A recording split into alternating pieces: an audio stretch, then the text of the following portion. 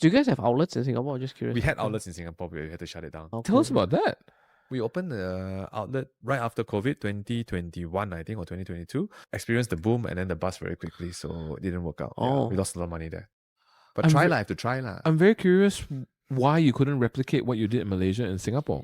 Why? I think it's a very different economic situation, very different economics for the business.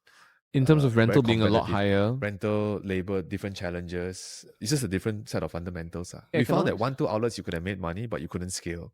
It was not big enough to scale. The market wasn't big enough to scale. In Singapore, it was good for 1 or 2 outlets, but I think you 1 or 2 owner-operated businesses, like, you'll be okay.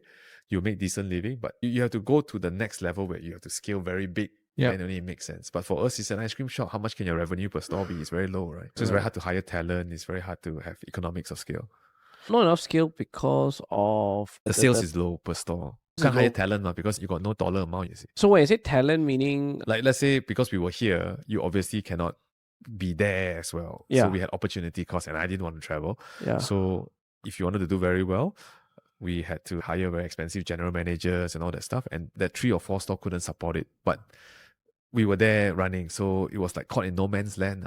So that means what you're trying to say is that it has to be locally and entrepreneur-led.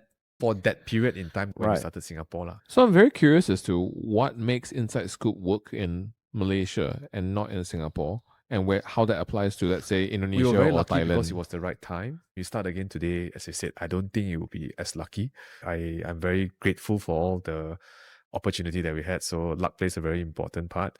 And also just timing. You caught the ice cream boom We caught the F&B boom at the earlier phases. and you maintained a very high standard for your brand that lasted up Throughout, until today. Whereas in Singapore, you have to establish a new brand. And it was already very competitive. There's a lot of artisanal shops throughout Singapore. Yeah. Right. Yeah. Oh, okay. Thank you for watching Behind the Biz. Now, if there are any businesses that you'd like to find out more about, tag and comment below.